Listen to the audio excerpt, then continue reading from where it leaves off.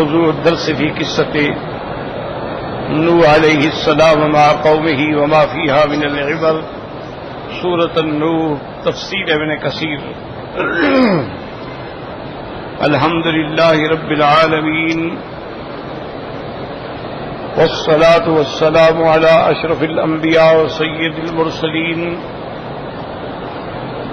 سيدنا محمد وعلى آله وأصحابه أجمعين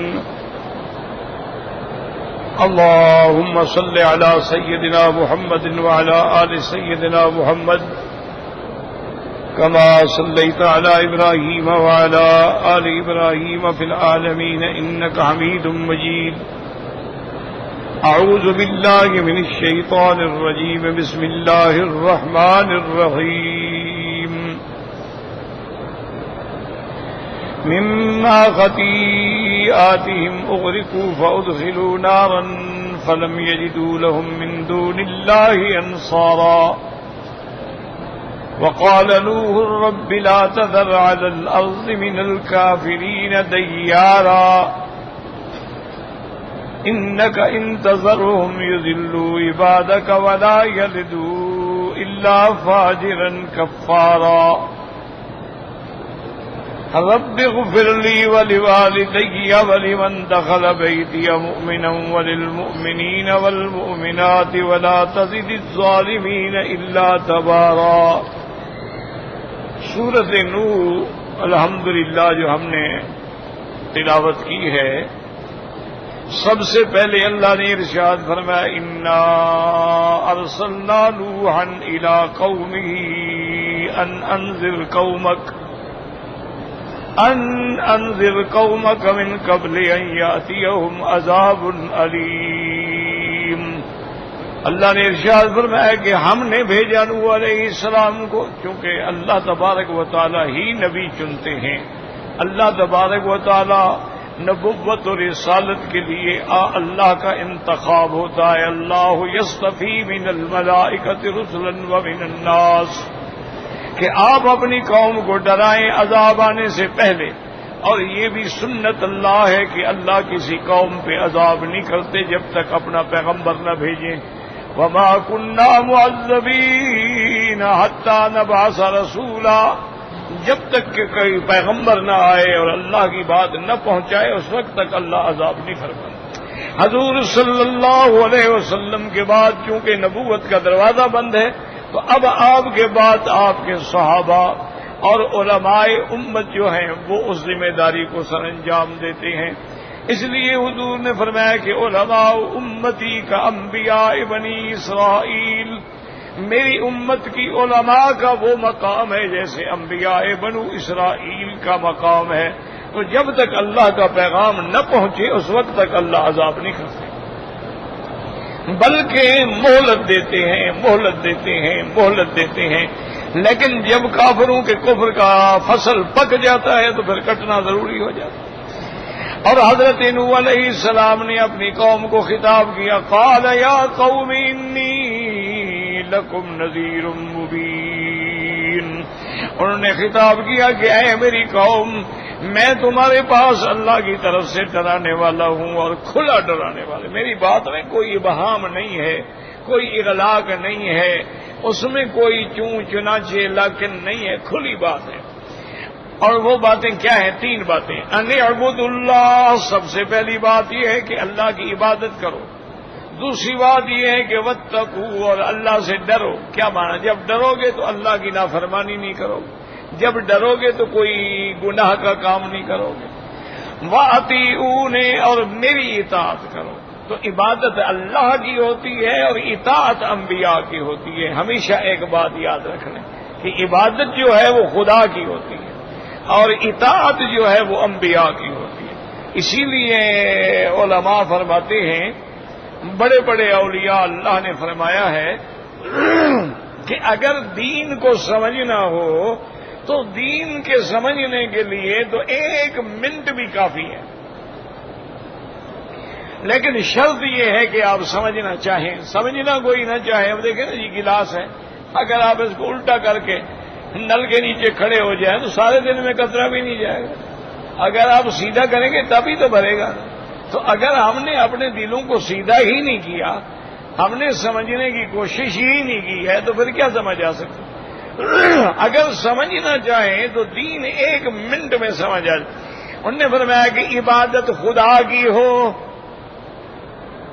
اطاعت محمد مصطفیٰ کی ہو، اور خدمت اللہ کی مخلوق کی ہو، بس یہ دین ہے، اسی کا نام دین ہے کہ عبادت اللہ کی ہو اور اطاعت محمد مصطفیٰ صلی اللہ علیہ وسلم، اور اللہ کی مخلوق کی خدمت ہو۔ یہ زکوٰۃ ہے، صدقات ہیں، خیرات ہیں، یہ کیا ہے؟ اللہ کی مخلوق کی خدمت۔ اور اسی طرح یعنی علماء اسلاف میں، علماء عرب میں، انہوں نے اس کو اور مختصر کر دیا۔ انہوں نے کہا کہ اللہ کی دل میں عظمت ہو اور اللہ کی مخلوق پہ شفقت، بس اسی کا نام دین ہے۔ اس لیے حضرت نوح علیہ السلام نے فرمایا کہ اللہ کی عبادت کریں، اللہ سے ڈریں اور میری اطاعت کریں۔ یغفر لکم من ذنوبکم، اللہ تمہارے یا تو من زائدہ سارے گناہ بخش دیں گے، یا یہ ہے کہ من جو ہے معنی یہ ہے کہ وہ گناہ جو تمہاری ابھی ابھی ہلاکت کا ذریعہ بننے والے تھے وہ بخش دیں گے۔ وَيُؤَخِّرُكُمْ إِلَىٰ أَجَلٍ مُّسَمًّى، اور اللہ تمہیں مہلت بھی دیں گے ایک وقت تک۔ اور یہ یاد رکھو، ان اجل اللہ اذا جاء لا یؤخر، اور جب اللہ کا وقت مقرر کردہ آ گیا پھر اس کو کوئی پیچھے نہیں کر سکتا۔ لو کنتم تعلمون، پھر حضرت نوح علیہ السلام نے عرض کیا اپنے اللہ کے آگے، قال رب انی دعوت قومی لیلا ونہارا، اے میرے رب میں نے اپنی قوم کو دعوت دی ہے دن میں بھی رات، یعنی لگاتار، معنی ہوتا ہے لگاتار، لیل اور نہار کا معنی ہے بھئی دن رات میں نے دعوت دی۔ فلم یزدہم دعائی الا فرارا، اور میری قوم نے میری دعوت پہ آنے کے باوجود نہیں بڑھے مگر بھاگ جانے میں، نفرت کرنے میں۔ وَإِنِّي كُلَّمَا دَعَوْتُهُمْ لِتَغْفِرَ لَهُمْ، اور میں نے جب ان کو دعوت دی تاکہ اس کے گناہ معاف ہو سکے، یعنی مجھے تو کوئی لالچ نہیں، دعوت میں مجھے تو کچھ نہیں چاہیے، میں تو ان کو توحید اس لیے سکھا رہا ہوں کہ ان کی بخشش ہو جائے، وہ جہنم سے بچ جائیں۔ لیکن قوم کا عالم یہ ہے، جعلوا اصابعهم فی آذانہم، اپنی انگلیاں کانوں میں دے دیتے ہیں، واستغشوا ثیابہم، اور کپڑے سے اپنے آپ کو چھپا لیتے ہیں۔ اس میں علماء نے 2 معنی لکھے ہیں۔ ایک معنی تو یہ ہے کہ انگلیاں بھی دیتے ہیں، کپڑا بھی ڈال دیتے ہیں کہ آواز کی شکل میں بھی نہ آئے، اور دوسرا معنی یہ ہے کہ واستغشوا ثیابہم، وہ میری شکل ہی دیکھنا نہیں چاہتے، اپنے آپ پہ کپڑا ڈال دیتے ہیں۔ وَأَصَرُّوا وَاسْتَكْبَرُوا اسْتِكْبَارًا، اور اپنے کفر پہ جمے رہے اور انہوں نے بے انتہا عناد کیا، بے انتہا تکبر کیا اللہ تعالی کی دعوت کے سامنے۔ انہوں نے بجائے ماننے کے اتباع حق سے تکبر کیا۔ ثم انی دعوتہم جہارا، پھر میں نے ان کو لوگوں کے درمیان میں بھی کھڑے ہو کے اعلان سے بلایا۔ ثم انی اعلنت لہم، پھر میں نے بڑی کھلی کلام کی۔ واسررت لہم اسرارا، پھر میں نے ان کو تنہائی میں علیحدگی میں بیٹھ کے بھی آرام سے آہستہ آہستہ بھی سمجھایا ہے، اور میں نے ان کو یہ بھی بتلایا کہ ایمان لانے میں تمہارے کتنے فائدے ہیں۔ فَقُلْتُ اسْتَغْفِرُوا رَبَّكُمْ، میں نے ان سے کہا اپنے رب سے بخشش مانگو، إِنَّهُ كَانَ غَفَّارًا، اللہ بہت ہی بڑے بخشنے والے ہیں۔ يُرْسِلِ السَّمَاءَ عَلَيْكُمْ مِدْرَارًا، وہ تم پہ بارش بھیجیں گے متواتر، موسلادھار لگاتار بارش۔ وَيُمْدِدْكُمْ بِأَمْوَالٍ وَبَنِينَ، اور وہ تمہارے مال و اولاد میں بھی برکت دیں گے، بڑھوتری دیں گے، بڑھا دیں گے۔ وَيَجْعَلْ لَكُمْ جَنَّاتٍ وَيَجْعَلْ لَكُمْ أَنْهَارًا، اور اللہ تبارک و تعالیٰ تمہارے لیے نہریں جاری کر دیں گے، اور تمہارے لیے زمین میں سے باغات بنا دیں گے، ہر چیز زمین سے نکلے گی۔ ما لکم لا ترجون للہ وقارا، کیا ہو گیا تم کو، کیوں نہیں ڈرتے تم اللہ کی عظمت کے سامنے؟ وقد خلقکم اطوارا، اور وہ ذات جس نے تم کو پیدا کیا ہے مختلف اطوار، کیا مانا، کبھی تم نطفہ تھے، پھر علقہ تھے، پھر مضغہ تھے۔ الم تروا کیف خلق اللہ سبع سماوات طباقا، کیا تم نہیں دیکھتے ہو کہ اللہ نے کیسے آسمان بنائے ہیں، اور 7 آسمان بنائے جو ایک دوسرے کے اوپر ہیں۔ وجعل القمر فیہن نورا، اور اللہ تبارک و تعالی نے ان کے اندر رکھا چاند کو نور پہنچانے والا۔ وجعل الشمس سراجا، اور اللہ نے اس میں رکھا سورج کو جو سخت زیادہ شعاع دینے والا ہے، کیونکہ چاند کی روشنی میں ٹھنڈک ہوتی ہے اس لیے نور کہا گیا ہے، اور سورج کی روشنی میں تپش اور گرمی ہوتی ہے اس لیے سراج کہا گیا۔ سراج دیے کو بھی تو کہتے ہیں نا، روشنی تو ہوتی ہے لیکن اگر ہاتھ لگائے تو جل جائے گا، مانا اس کے اندر جلانے کے اثرات بھی ہوتے ہیں۔ اگر اسی طرح سورج کی گرمی قریب آ جائے تو دیکھیں آدمی کیسے تڑپنے لگ جاتے ہیں۔ واللہ انبتکم من الارض نباتا، اللہ نے کیسے تم کو زمین سے پیدا کیا اور ایسے جیسے سبزیاں اور چیزیں اگتی ہیں۔ ثم یعیدکم فیہا، پھر اسی زمین میں تمہیں لوٹائیں گے۔ ویخرجکم اخراجا، پھر ایک وقت مقرر جب آئے گا تمہیں دوبارہ نکالیں گے۔ واللہ جعل لکم الارض بساطا لتسلکوا منہا سبلا فجاجا، اللہ نے تمہارے لیے زمین کو بچھا دیا ہے اور اس میں پہاڑ جما دیے ہیں اور اس میں راستے بنا دیے ہیں تاکہ تم ان راستوں میں چل سکو اور اللہ کا رزق جو ہے وہ حاصل کر سکو۔ قال نوح رب انہم عصونی واتبعوا من لم یزدہ مالہ وولدہ الا خسارا۔ حضرت نوح علیہ السلام نے عرض کیا کہ میرے رب، میں نے جتنی دعوت دی انہیں نہ فرمانے کی، اور انہوں نے اتباع کس کی مال و اولاد کی جو کوئی نفع دینے والی بھی نہیں، کچھ بھی فائدہ دینے والی نہیں۔ وَمَكَرُوا مَكْرًا كُبَّارًا، اور انہوں نے بہت بڑا مکر کیا، اپنے ساتھ والوں کو بھی، ماننے والوں کو بھی دھوکے میں رکھا، ان کو بھی دھوکے میں ڈالا، ان کو بھی اللہ کی دین سے روکا اور ان کو بھی یہ ہدایت کی۔ وَقَالُوا لَا تَذَرُنَّ آلِهَتَكُمْ، کہ تم اپنے خداؤں کو نہ چھوڑو، اپنے باپ دادے کے دین کو نہ چھوڑو۔ وَدًّا وَلَا سُوَاءً وَلَا يَغُوثَ وَيَعُوقَ وَنَسْرًا، تم ود اور اس کے بعد سوا، یغوث، یعوق، نصر، یہ ان آلہہ کے نام تھے جن کو انہوں نے خدا بنایا ہوا تھا۔ اصل میں یہ کون تھے؟ یہ تو حضرت ادریس علیہ السلام کی اولاد میں تھے، رجال صالحین تھے، اللہ والے لوگ تھے۔ جب فوت ہو گئے تو انہوں نے مجسمے بنا کے عبادت شروع کر دی۔ وَقَدْ أَضَلُّوا كَثِيرًا وَلَا تَزِدِ الظَّالِمِينَ إِلَّا ضَلَالًا، اور اسی بت پرستی نے بہت لوگوں کو گمراہ کیا، اور وَلَا تَزِدِ الظَّالِمِينَ إِلَّا ضَلَالًا، اور نہیں بڑا کافروں کو ما سوا کفر و عناد کے۔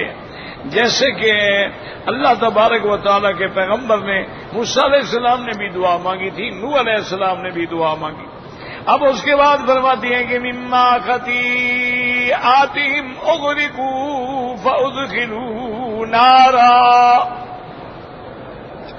اب نتیجہ ہے اس سارے واقعے کا، یاد رکھو کہ اللہ نے ان کو ان کے خطایا، ان کی نافرمانی، ان کے عصیان، ان کے شرک اور ان کے کفر پر سزا یہ دی کہ پوری نوح علیہ السلام کی قوم جو ہے وہ غرق ہو۔ دوسری جگہ اللہ نے تفصیل سے قصہ بیان فرمایا ہے۔ اللہ نے نوح علیہ السلام کو حکم دیا کہ تم کشتی تیار کرو، تو حضرت نوح علیہ السلام نے عرض کیا کہ یا اللہ، میں نے تو کبھی کشتی نہیں بنائی، تو اللہ نے فرمایا کہ ہم تمہیں سکھا دیں گے وصنع الفلک بأعیننا ووحینا. اللہ نے جبریل علیہ السلام کو بھیجا، انہوں نے تعلیم دی. اسی لیے علماء فرماتے ہیں کہ یہ لکڑی یعنی درخان کا کام جو ہے سب سے پہلے حضرت نوح علیہ السلام نے کیا. اور اسی سے ہمیں یہ بھی مسئلہ ملتا ہے کہ کسی کے پیشے کے اوپر اعتراض نہ کیا کرو کہ جی یہ درخان ہے، یہ لوہار ہے، یہ موچی ہے، یہ پاولی ہے. نہیں، یہ تمام پیشے جو ہیں انبیاء نے اپنائے ہیں. لکڑی کا کام حضرت نوح علیہ السلام نے کیا ہے، اور لوہے کی زرہ بنانے کا کام حضرت داؤد علیہ السلام نے کیا ہے. اور سیدنا محمد الرسول اللہ صلی اللہ علیہ وسلم کپڑا پھٹ جاتا خود ٹانکا لگا لیتے. آپ کی جوتی مبارک ٹوٹ جاتی تو اس کو بھی خود ٹانکا لگاتے تاکہ دنیا میں سمجھ آ جائے کہ پیشے میں کوئی توہین نہیں ہوتی. پیشہ تو پیشہ ہے، ایک کام ہے، اور نہ نسب میں کوئی بڑھوتری ہوتی ہے. اللہ کے ہاتھ اس کا مقام ہے جو سب سے زیادہ متقی اور پرہیزگار.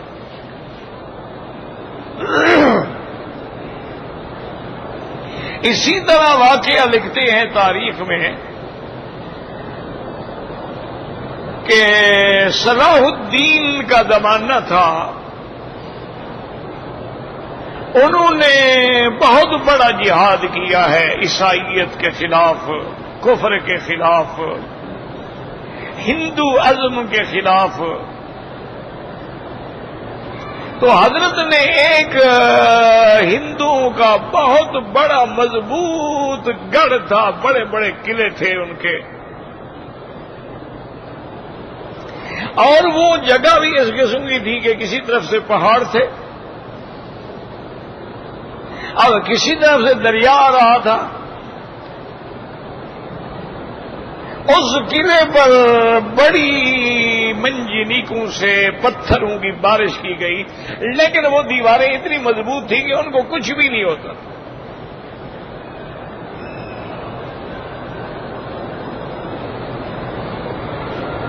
تو ایک دن حضرت رات کو 2 رکعت نماز پڑھ کے، یاد رکھو جب بھی کوئی مشکل ہو نماز پڑھا کرو. یہ ایسا وظیفہ ہے جس کا اللہ نے بھی حکم دیا اور سرکار دو عالم نے بھی حکم دیا. اللہ نے بھی قرآن میں حکم دیا ہے کہ وَاصْبِرُوا وَاسْتَعِينُوا بِالصَّبْرِ وَالصَّلَاةِ. مشکل آ جائے مدد پکڑو صبر سے اور نماز. اور یہی میرے مدنی پاک کی عادت مبارک تھی، اذا حضبه امر بادر الى الصلاۃ. جب کوئی مشکل پیش آتی نماز. تو اس لیے جب بھی کوئی مشکل پیش ہو 2 رکعت 4 رکعت جتنا اللہ ہمت دے، اسی نیت سے، اس کو علماء کہتے ہیں صلاۃ الحاجہ، کہ بھی مشکل اپنے اللہ کے آگے رکھنا. تو انہوں نے بھی نماز پڑھی، اور نماز پڑھتے پڑھتے اتفاق یہ تھا کہ تھکے ہوئے تھے، وہیں مصلی پہ لیٹ گئے اور سو گئے. خواب میں انہوں نے دیکھا ایک بزرگ ملتے ہیں. انہوں نے کہا کہ کیا بات ہے صلاح الدین؟ انہوں نے کہا جی یہ کفر کا ایک بہت بڑا گڑھ ہے، بڑا قلعہ ہے، پتہ نہیں ہو رہا. اتنا مدت ہو گئی ہے محاصرے کو، اور ہمیں پیچھے سے کسی کمک آنے کی بھی امید نہیں ہے. اور اب ہمارے پاس جو اسباب رسد ہیں وہ بھی کم ہوتے جا رہے ہیں. تو اس بزرگ ہنس پڑے، کہنے لگے صلاح الدین ایسا کرو کہ کل فلاں بستی ہے یہاں سے جہاں تم نے فوجیں ڈالی ہیں نا، اس سے تھوڑا دور بستی ہے، وہاں ایک آدمی جانا درخت کے نیچے بیٹھ کے جوتی کو ٹانکا لگا رہا ہوگا، اس کو کہو دعا کرے دوبارہ.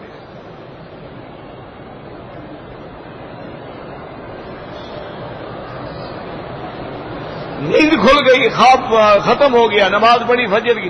کسی کو نہیں بتایا. بے دل ہی اس بستی کی طرف چل پڑے. وہاں سے کئی میل دور تھی وہ بستی, اور وہاں گئے اور جیسے اس بزرگ نے نقشہ بتایا تھا سامنے دیکھا کہ ایک درخت ہے, اس کے سائے کے نیچے ایک بزرگ بیٹھے ہیں داڑھی کے ساتھ اور جوتیاں سی رہے ہیں.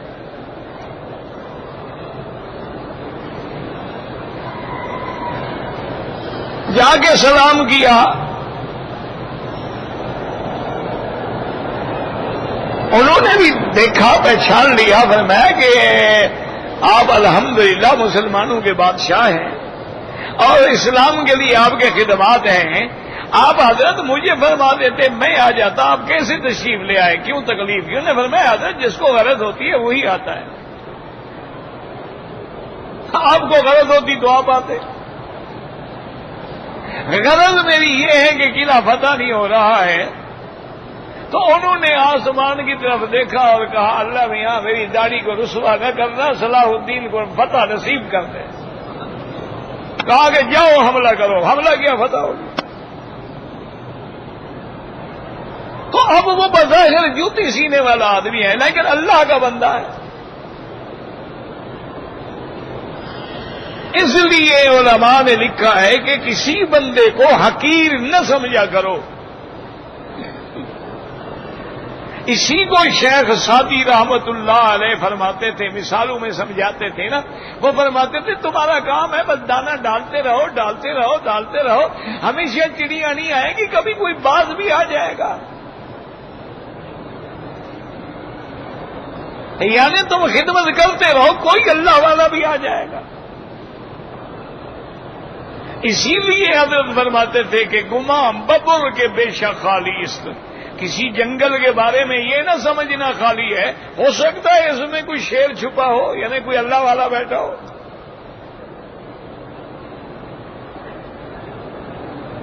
اس طرح کے کئی واقعات گزرے ہیں.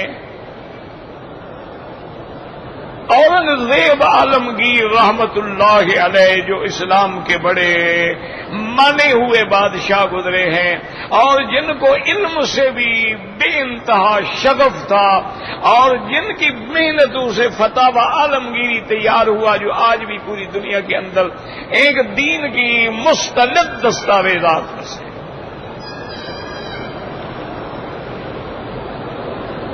ایک علاقے پہ چڑھائی کی, علاقہ فتح ہی نہیں ہو رہا. جتنا زور لگا لیا نا جی وہ علاقہ فتح نہیں. ایک آدمی نے آگے کہا, اس نے کہا کہ آپ کا کام نہیں ہوگا, فلاں جگہ پر ایک فقیر بیٹھا ہے اس کے پاس جاؤ. اللہ اپنے بندوں کو پھر اس طرح عزت بھی تو دیتے ہیں نا, اپنے بندوں کی شان اونچی کرنے کے ذرائع بھی پیدا فرما دیتے ہیں. ان کی خدمت میں آئے, بیٹھے رہے, درخواست کی, سنایا, تکلیف بتلائی, پریشانی بتلائی. وہ اٹھے, ایسے ایک ان کی گودڑی سی رکھی ہوئی تھی, گودڑی کندھے پہ ڈالی, کہنے لگے اچھا جی ٹھیک ہے پھر ہم جا رہے ہیں.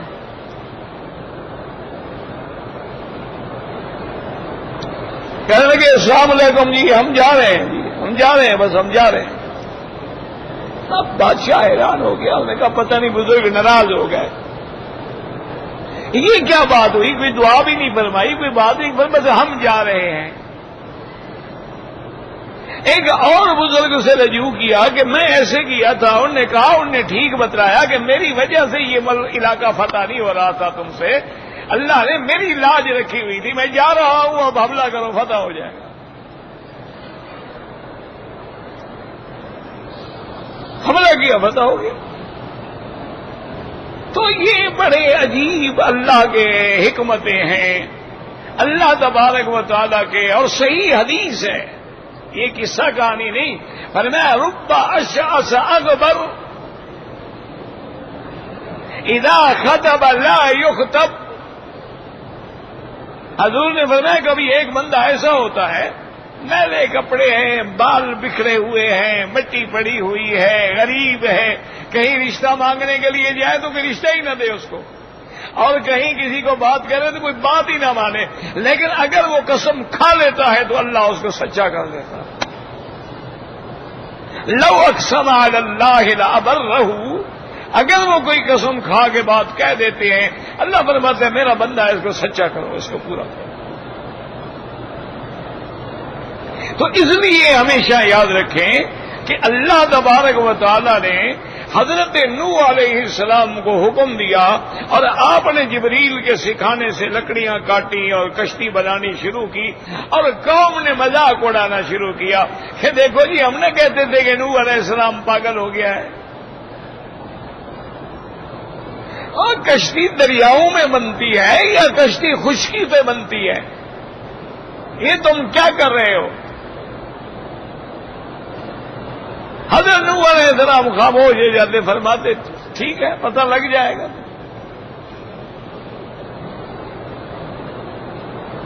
اب کشتی تیار ہو گئی تو حضرت نوح علیہ السلام نے اللہ سے درخواست کی کہ یا اللہ میرا ایمان ہے، آپ کا فرمان حق ہے، طوفان آئے گا، لیکن کوئی پتہ بھی تو ہو نا ہمیں کہ طوفان کب آ رہا ہے۔ اللہ نے فرمایا کہ نوح علیہ السلام طوفان کی علامت یہ ہے کہ جب تنور سے پانی نکلنا ابھرنا، ایسے پانی چشمہ ابلنا شروع ہو جائے، سمجھو کہ طوفان آنے والا ہے، جلدی سے اپنی سواریاں بھی اور بندے بھی اور ایمان سب کشتی میں سوار کر دو۔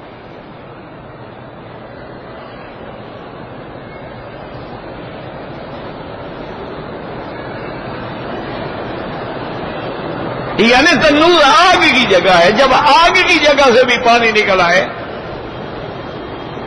کل نحمل فیہا من کل زوجین اثنین، ہر چیز کے جوڑے جوڑے، یعنی بیل ہے، گائے ہے، بکری ہے، بھینس ہے، سب کے جوڑے جوڑے بھی چڑھا لو، اور ایمان لانے والے کل 80 آدمی حضرت نوح علیہ السلام کے، یعنی 950 سال کی دعوت کے بعد کل 80 آدمی تیار ہوئے۔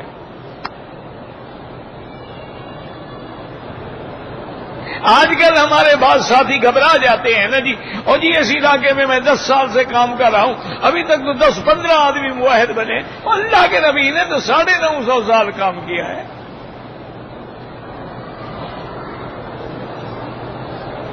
کل 80 آدمی آپ کی کشتی میں سوار ہوئے،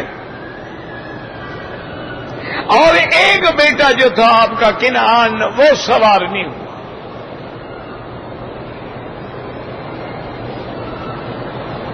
اللہ تبارک و تعالیٰ کے قہر کا شکار ہوا، وہ بھی غرق ہو گیا اور پوری قوم۔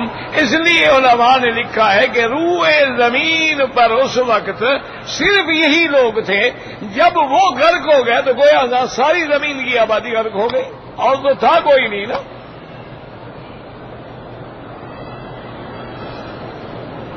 اور اسی سے علماء نے یہ دلیل بھی پکڑی ہے کہ اللہ نے ان کو غرق کیا، اور آگے فرماتی ہیں کہ ان کو ہم نے پھر آگ میں داخل کر دیا۔ معنی یہ ہے کہ اب وہ عذاب برزخ میں مبتلا ہو گئے، عالم برزخ میں بھی عذاب ہوگا، اور اصل عذاب جو ہے وہ آخرت میں ہوگا، یاد رکھو۔ اصل جنت جہنم کا داخلہ آخرت میں ہوگا۔ یہ جو ذکر آتا ہے جہنم کا یا اس کا، معنی یہ ہے کہ جہنم کی ایک نوع ہے، ایک قسم ہے آگ، مثلا جہنم کی ایک قسم ہے، تو اگر ان کو آگ کا عذاب دیا جا رہا ہے تو کہا جاتا ہے کہ جہنم میں داخل ہو گئے۔ اچھا، اسی طرح راحت ہے، آرام ہے، وہ جنت کا مقام ہے، تو اگر کسی کو قبر میں راحت مل گئی تو ہم کہہ دیتے ہیں بھائی جنت میں چلے گئے، قبر جنت بن گئی، ورنہ حقیقی جنت میں داخلہ قیامت کے بعد ہوگا، حقیقی جہنم میں داخلہ کافروں کا قیامت کے بعد۔ ایسے فرمایا مما خطیئاتہم اغرقوا فادخلوا نارا، اور ساتھ اللہ نے یہ بھی فرما دیا کہ جب یہ عذاب آیا فلم یجدوا لہم فَلَمْ يَجِدُوا لَهُم مِّن دُونِ اللَّهِ أَنصَارًا، اللہ کو تو مانتے نہیں تھے، اللہ کے سوا کون مدد کرے؟ تو جب اللہ کے عذاب آتے ہیں اللہ کے سوا کوئی نہیں بچا سکتا۔ اب سیدنا نوح علیہ السلام نے پھر بھی دعا مانگی، وَقَالَ نُوحٌ رب لا تذر على الارض من الكافرین دیارا، یا اللہ ان کے گھروں کو بھی مٹا دے، کوئی زمین پہ اب کفر کا گھر نہ رہے، کوئی کفر کی علامت نہ رہے۔ اور میرے اللہ اگر آپ نے ان کو چھوڑ دیا، انک ان تذرہم، میرا اللہ یہ تیرے بندوں کو گمراہ کریں گے اور ان کی نسلیں جو ہیں وہ بھی کافر و فاجر پیدا ہوں گی۔ اور پھر پیغمبر نے اپنے لیے دعا کی، اپنے والدین کے لیے دعا کی، رب اغفر لی ولوالدی، اللہ ہماری بھی ہمارے والدین کی بھی مغفرت فرما، وَلِمَنْ دَخَلَ بَيْتِيَ مُؤْمِنًا، اور جو ایمان کے ساتھ میرے گھر میں آ جائے اس کی بھی مغفرت فرما، اور جتنے ایمان لانے والے مرد ہیں یا عورتیں ہیں ان کی بھی مغفرت فرما، البتہ جو ظالم ہیں، کافر ہیں، مشرک ہیں، ان کے لیے ہلاکت کا فیصلہ فرما دے۔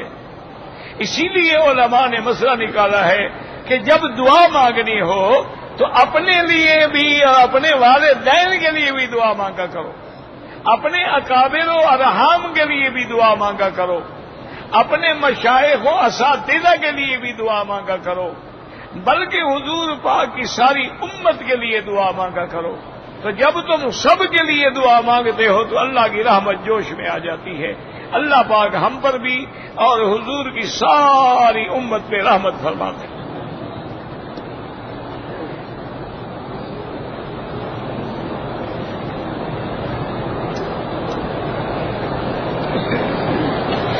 بالکل مسلمانوں پر جہاد فرض ہے، لیکن میرے بھائی، میرے عزیز، میرے محترم، جہاد کے لیے زبانی کلامی نعرے اور جوش کافی نہیں ہوتا، جہاد کے لیے شرطیں ہوتی۔ جہاد کے لیے سب سے پہلی شرط تو یہ ہوتی ہے کہ جو امیر المؤمنین ہو، امیر المسلمین ہو، خلیفۃ المسلمین ہو، مسلمانوں کا بادشاہ ہو، وہ اعلان جہاد کرے۔ اور دوسری شرط یہ ہوتی ہے کہ جس قوم کے خلاف آپ لڑنا چاہتے ہیں ان کے مطابق آپ اپنی طاقت اور قوت بھی پیدا کریں۔ ہاں، یہ الگ بات ہے کہ بھئی ان کی قوت اگر 10 گنا ہے تو ہماری 1 گنا تو ہونا۔ اب دیکھیں نا کہ دنیا کے اندر ایٹم آ گیا، میزائل آ گیا، اب اگر ہم تلواریں اور کلہاڑیاں اور ڈنڈے لے کے نکل پڑیں تو پھر تو جہاد نہیں ہوگا نا جی۔ یہ تو اللہ نے قرآن میں ساتھ یہ بھی بتلا دیا ہے کہ اپنے آپ کو خود تو ہلاکت میں نہ ڈالو۔ جہاد بالکل ہے اور قیامت تک ہے۔ اور اگر کوئی کافر کسی اسلامی ملک میں حملہ کرے تو سب پر جہاد فرض ہوتا۔ اگر کسی دوسرے ملک میں ہے تو جو اس کے قریبی ملک ہے اس پر فرض ہوتا، لیکن اس کے لیے ہر حال میں وَأَعِدُّوا لَهُم مَّا اسْتَطَعْتُم مِّن قُوَّةٍ وَمِن رِّبَاطِ الْخَيْلِ، 13 سال تک ظلم و ستم برداشت کیے ہیں میرے آقا نے، لیکن اللہ نے جہاد کی اجازت نہیں دی۔ حضور پاک جب مدینہ منورہ پہنچ گئے، اسلام کو قرار ملا، استقرار ملا، استقامت ملی، سب سے پہلا غزوہ جو ہے وہ غزوہ بدر ہوا۔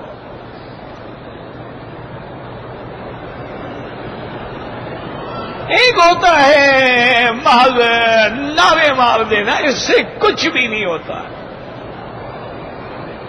ہم مسلمانوں کو عادت ہو گئی ہے ہر بات میں کبھی وہ زندہ باد اور یہ مرد آباد، وہ زندہ باد اور یہ مرد آباد، نہ وہ زندہ ہوتا ہے نعرے سے، نہ مرنے والا مردہ ہوتا ہے۔ اسی لیے جہاد جہاں فرض ہے، کیا نماز فرض نہیں ہے؟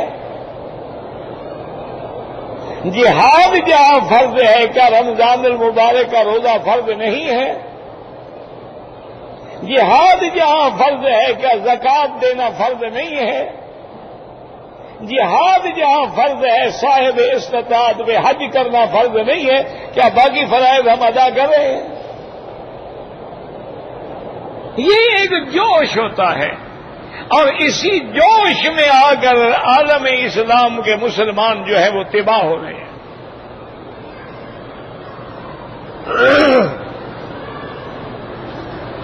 آج ہماری حالت یہ ہے کہ ہم جو ہیں ایک یعنی ببسی کی پانی جو ہے ببسی کا کولا ہے، ببسی ہے، سب کوئی اور پانی ہے، ان کے مقابلے میں ہم آج تک ایک بوتل بھی نہیں بنا سکے۔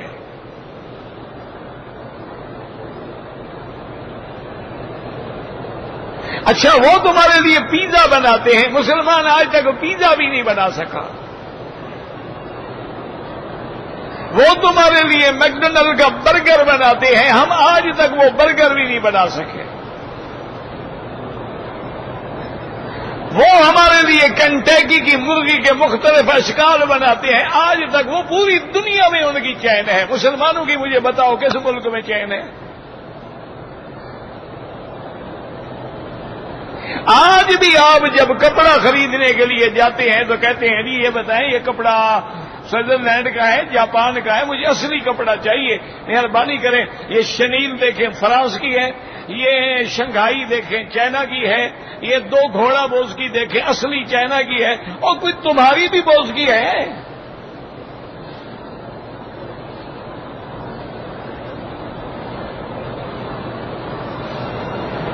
میری باتیں آپ کو ضرور بری لگیں گی، کیونکہ ہر سچی بات بری لگتی ہے،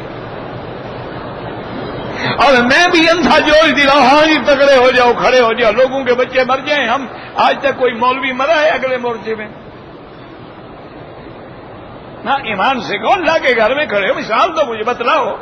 ہاں ہمارے علماء مظلوم شہید کر دیے گئے، چن کے دشمن ان کو مروا رہا ہے، آپ نے ان کا بدلہ لے لیا؟ آج تک آپ نے ان کے قاتل تلاش کر لیے؟ اور کافروں کا تو ایک کتا بھی مر جائے تو وہ انتقام لیتے ہیں، وہ بدلہ لیتے ہیں۔ ہمارا وہاں اسلام کہاں چلا جاتا ہے کہ بے گناہ علماء، مظلوم علماء، جن کا کسی سیاست سے بھی کوئی تعلق نہیں ہے، ان کو بلا وجہ شہید کیا گیا۔ آج تک ہم ان کا قاتل بھی نہیں پکڑ سکتے۔ اچھا، اور جن کو قاتلوں کا پتہ ہے وہ زبان سے کہہ نہیں سکتے، کہیں تو وہ شام کو خود قتل ہوتے ہیں، پتہ ہے لوگوں کو۔ تو میرا بھائی یہ جذبات کی باتیں ہیں، آج کل ضرورت ہے، یاد رکھو، اگر تم نے ترقی کرنی ہے اور کفر کا مقابلہ کرنا ہے تو علم حاصل کرو۔ آج ٹیکنالوجی کا زمانہ ہے، وہ ایک ٹیلی فون سے تیری سارے اندر باہر کے احوال معلوم کر دیتے ہیں، تم کیا کر سکتے ہو؟ ایک ٹیلی فون جب کرتے ہیں ان کو پتہ لگ جاتا ہے کس جگہ سے ہو رہا ہے۔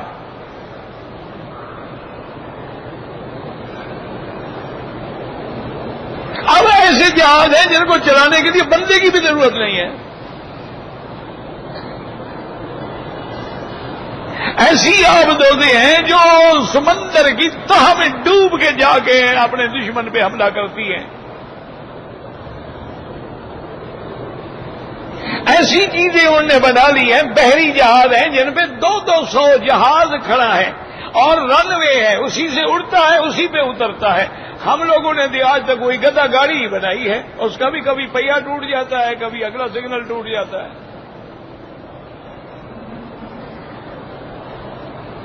اور لڑیں گے جناب، کس بات سے لڑو گے جناب؟ آج بھی اگر تم نے لڑنا ہے، کفر کا مقابلہ کرنا ہے، تمام مسلمان متحد ہو کر کفار کی چیزیں خریدنا چھوڑ دو، یہی کافی ہے۔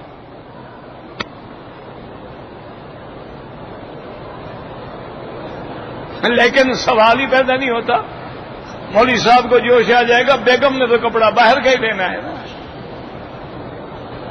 مولوی صاحب لاکھ تقریریں کر لیں، بیگم نے جوتا تو بالی کا اور مارکوس کا لینا ہے.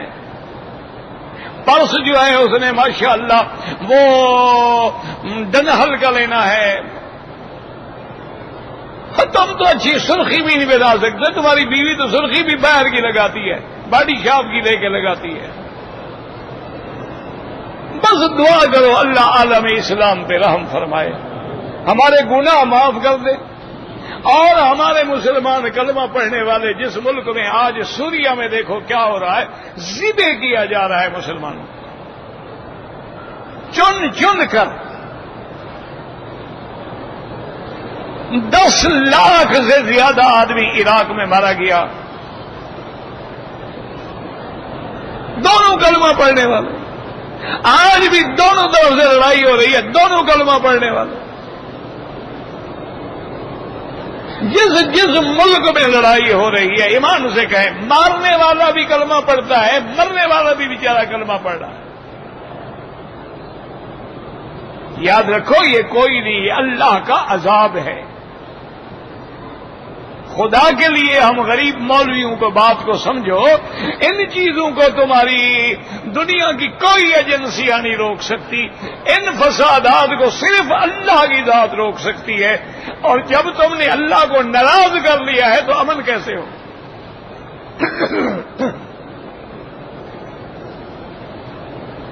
آج تم اپنے ملک میں فریانی چھوڑ دو، فحاشی چھوڑ دو، اپنے چینل پہ اریاں عورتوں کو دکھلانا بند کر دو، ہر محلے کو بند کرو کہ مسجدوں میں جماعت سے نمازیں ادا کریں، اور اجتماعی طور پر میدانوں میں، عیدگاہوں میں، مدرسوں میں کھلے گر جائیں اللہ کے دروازے پہ، 2 رکعت توبہ پڑھ کے اللہ سے معافی مانگیں. دیکھیں امن ہوتا ہے کہ نہیں ہوتا ہے؟ ہمارا تو حال یہ ہے کہ مولوی اور مؤذن بھی اکٹھے نہیں ہیں. مولوی سے پوچھو نا جناب یہ مؤذن، چھوڑو حضرت بس کیا کریں، کمیٹی نے رکھا ہوا ہے، بڑا گندا آدمی ہے. اور مؤذن صاحب سے پوچھے یار امام صاحب کا کیا ہے، کہا چھوڑو حضرت، اندر جا کے جو کچھ کرتا ہے اس کا تو ہمیں پتا ہے نا. تم تو ایک مسجد کے مولوی مؤذن کی بھی سلو نہیں کرا سکتے ہو. ایک گھر میں 4 بھائی ہیں، میاں بیوی ہیں، بھائی بہن ہیں، ان کا جھگڑا ہے. تو یہ اصل میں اللہ کا عذاب ہے، اور اللہ کا عذاب نہیں ٹلے گا جب تک اللہ کو راضی نہیں کرے. اور اللہ کا راضی کرنا کوئی مشکل نہیں، کوئی دولت نہیں، کوئی اسلحہ نہیں، صرف اللہ کے آگے گر جاؤ گے مولا ہم عاجز ہیں، ہم بے بس ہیں، ہم کچھ نہیں کر سکتے، ہمیں معافی عطا فرما.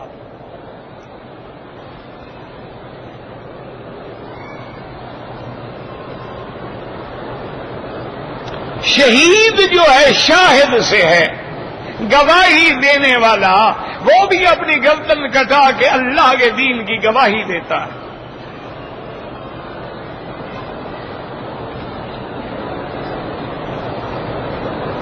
کہتے جی کہ منصور حلاج کو کیوں پھانسی دی گئی مجھے تو پتہ نہیں، نہ میں وہاں تھا،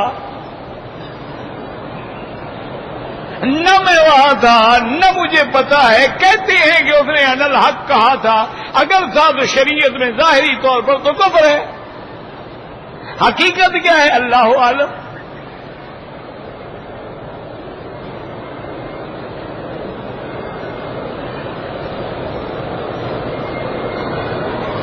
ابن عربی کی کتاب آپ کو پڑھنی بھی آتی ہے، ذرا ایک دفعہ میرے پاس لے آنا، مجھے پڑھ کے سنا دو.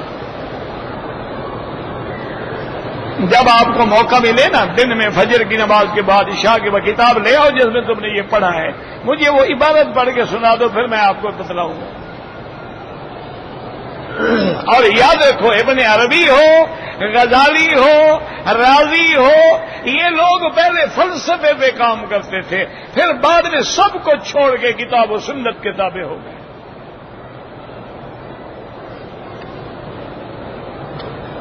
برما میں مسلمانوں پہ ظلم ہو رہا ہے، بالکل ظلم ہو رہا ہے، ساتھ کے مسلمان ان کی مدد کریں.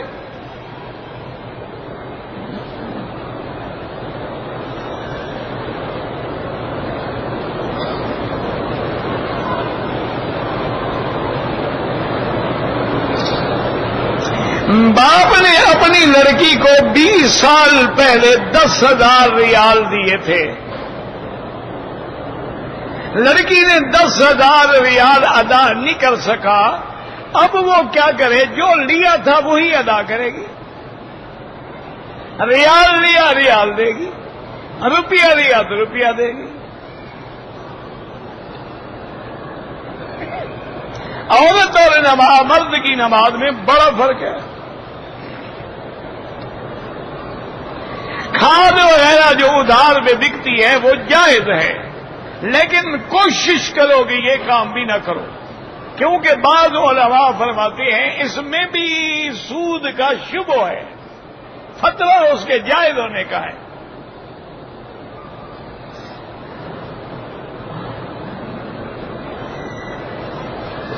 کہتے ہیں جی آپ کہتے ہیں کہ حضور پاک سنتے ہیں، قرآن میں ہے کہ نہیں سنتے. کس جگہ ہے کہ نہیں سنتے؟ ایک آیت مجھے دکھا دو.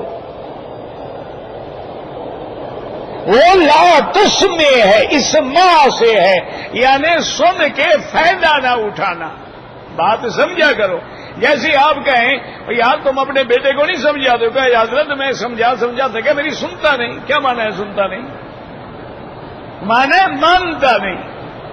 مرنے کے بعد اب وہ یہ نہیں سنتے کہ اب کلمہ پڑھ لیں، اب نمازیں پڑھ لیں، کوئی فائدہ ہو جائے. وہ فائدہ نہیں ہوتا.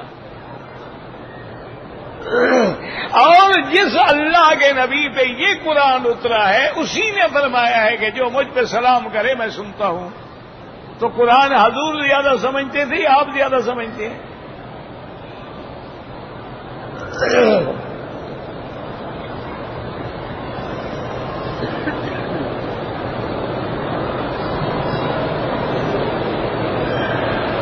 آپ صلی اللہ علیہ وسلم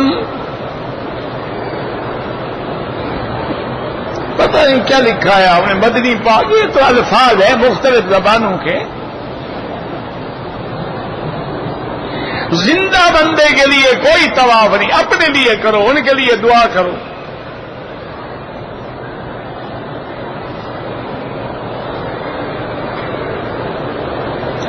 کراچی سے ہم احرام باندھ کے آئے ہیں اور ہم نے عمرہ کر لیا ہے. اگر مزید عمرے کرنے چاہیں 1,00,000 دفعہ کرو، نفلی عبادت ہے. مسجد عائشہ سے کریں، جعرانہ سے کریں، جدے سے کریں، عرفات سے جا کے احرام باندھ آئیں، یعنی حد حرم کے باہر جانا ہوگا. باقی جتنے دفعہ عمرہ کریں 1,00,000 دفعہ کریں. طواف الوداع عمرے والوں پہ واجب نہیں ہے، لیکن افضل یہ ہے کہ کریں. کل فلائٹ ہے، کل طواف کرو، چلے جاؤ.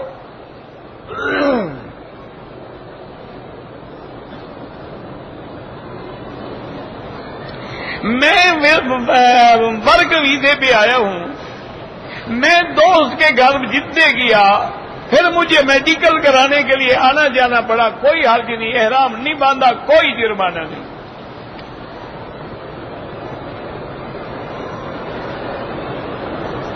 ویسے یاد رکھیں کہ لڑکیوں کا بھی ختنہ ہوتا ہے، اور یہ عرب میں بڑا رواج تھا. اب نہیں رہا، بس ختم ہو گئی بات. ورنہ کوئی بنا نہیں.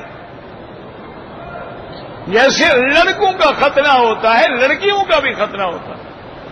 لیکن اب چونکہ ہماری دنیا میں ملکوں میں رواج ختم ہو گیا، لہذا چھوڑنے کو ضروری بھی نہیں کہ کیا جائے. جہاں تک بال کاٹنے کا تعلق ہے، 7ویں دن اس کے بالوں کو اس طرح پھیرا جائے، اتنی وزن کی چاندی کی قیمت جو ہے وہ خیرات کر دی جائے.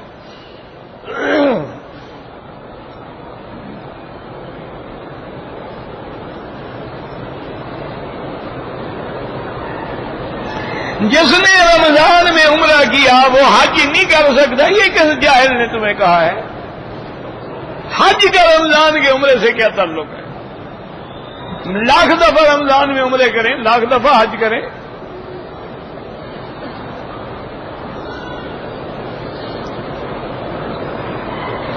ایک آدمی نے پاکستان سے عمرہ کرنے کے بعد اپنے سر پہ اس طرح پھروایا پھر 4-5 دن کے بعد مسجد عائشہ سے احرام باندھ کے عمرہ نہیں کیا، اور پھر اس طرح نہیں پھروایا، دم پڑ گئی، اس طرح بھی پھروائے، دم بھی ادا کرے، بال چاہے نہ ہوں اس طرح پھروانا ہوگا۔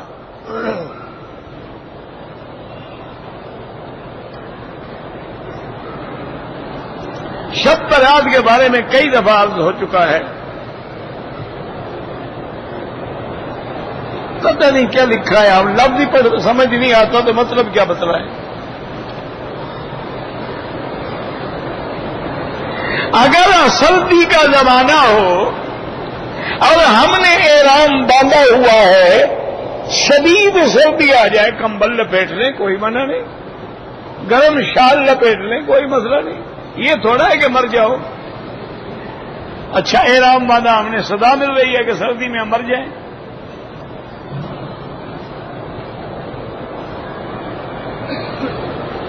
عمرے کے بعد میں نے مشین سے گنجا ہوا، مشین پھروایا، سارے سر پہ ٹھیک ہو گیا۔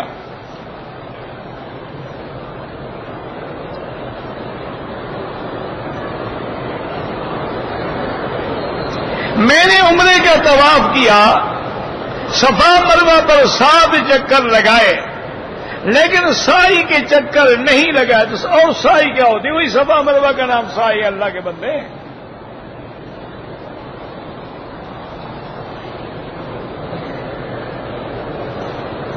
اگر کسی نے بال نہیں کٹوائے اور احرام کھول دیا، بال بھی کٹوائے اور دم بھی ادا کرے۔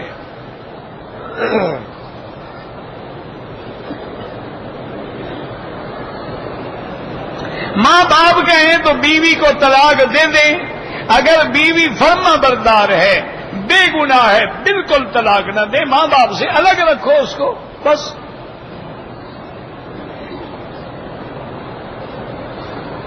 میں نے ماں باپ کے کہنے پر پہلی بیوی کو طلاق دے دی، اب دوسری کے ساتھ بھی یہی مطلب، وہ ہمیشہ کہتے رہیں گے، آپ طلاقیں دیتے رہیں گے، اس کو الگ رکھو، ماں باپ کی خدمت تم کرو۔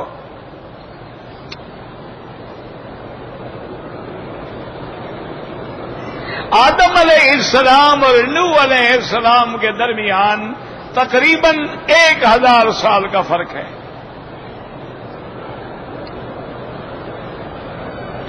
اگر بچوں کی شادیاں رشتہ داروں میں نہ کریں، کوئی حرج نہیں، کوئی منع نہیں۔ صلہ رحمی کا معنی شادی کرنا نہیں ہوتی، ایک دوسرے سے ہمدردی ہوتی ہے۔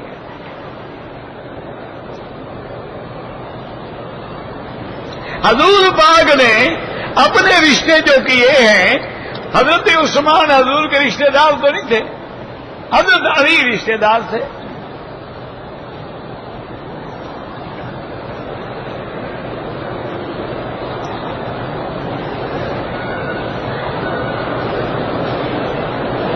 اگر ایک وقت میں ہم چاروں اماموں کی تقلید کریں، یہ ممکن ہی نہیں ہے کہ ایک وقت میں آپ 4 دروازوں سے حرم میں داخل ہوں، ایک سے ہونا پڑے گا۔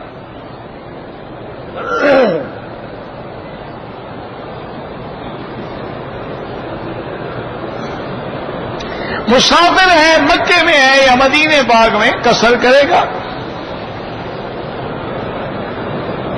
مہندی لگانا داڑھی میں بالکل سنت ہے۔ جوتے بدل جاتے ہیں، حفاظت کریں، اپنے ساتھ رکھیں۔ میں نے احرام کے بعد صفا مروہ دوڑنے کے بعد اپنی بیوی کے بال کاٹے، کوئی بات نہیں، بالکل ٹھیک ہے۔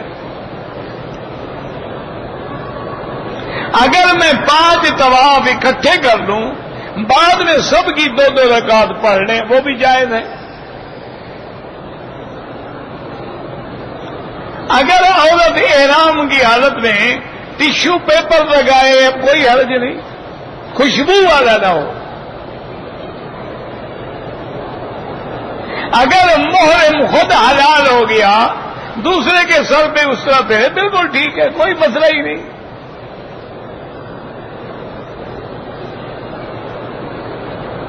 میں بیمار رہتا ہوں، اللہ شفا عطا فرمائے۔ میری بیٹی بھی ہے، وہ کہتی ہیں دونوں ماں بیٹی آئیں گے، اللہ پاک اسباب پیدا فرمائے۔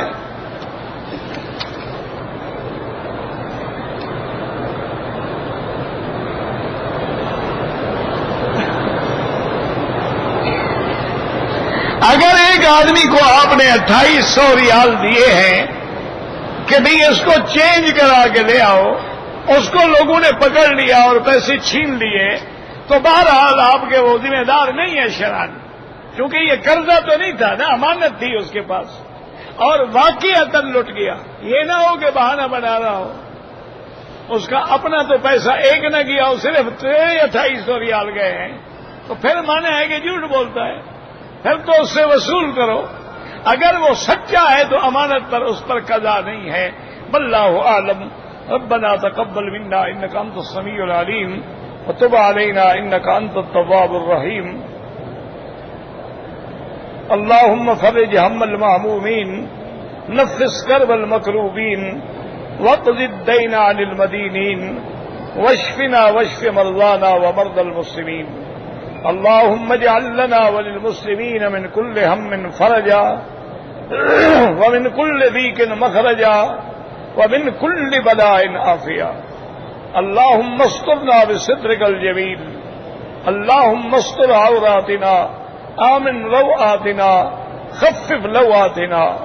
یا اللہ عالم اسلام کی عزت اور غلبے کا فیصلہ فرما، یا اللہ کفار کی شکست اور ذلت کا فیصلہ فرما، یا اللہ مسلمان جس ملک میں بھی ہیں ان کی جان مال آبرو عزت کی حفاظت فرما، یا الہ العالمین بیماروں کو شفا عطا فرما، یا اللہ بیماروں کو شفا عطا فرما، یا اللہ بے دینوں کو دین عطا فرما، بے اولادوں کو اولاد عطا فرما، جن کی اولادیں ہیں ان کو صالح بنا، جن کے گھروں میں بچیاں ہیں ان کے رشتے آسان فرما، یا الہ العالمین ہمیں مانگنا بھی نہیں آتا، بغیر مانگے عطا فرما، یا اللہ اپنے دین کے کام کرنے والوں کی قدم قدم پہ حفاظت فرما، یا ارحم الراحمین، یا اکرم الاکرمین، یا اجود الاجودین، لا تجعلنا من القانتین ولا تردنا عن بابك خائبین۔